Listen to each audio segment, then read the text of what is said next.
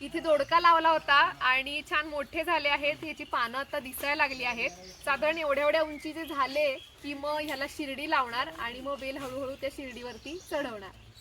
हे पडवळाचं गावठी बियाणं लावलं होतं, ज्याला खूप लांब पडवळ येतात ते, आणि ह्याची उंची आता माझ्या उंचीपेक्षाही वर गेली आहे। काही दिवसांपूर्वी शिर्डी लावली होती, पण आता ह्याच्यासाठी मांडव घातला जातोय कोंड्याचा।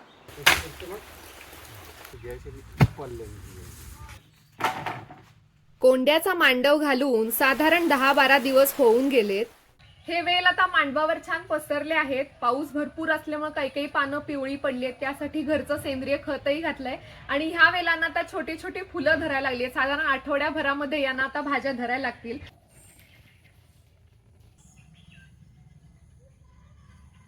आमच्याकडे पडवळ, दोडका, दुधी भोपळा, घोसावळ, कारलं आणि लाल भोपळा असे 6 फळभाज्या वर्गीय वेल लावलेले आहेत।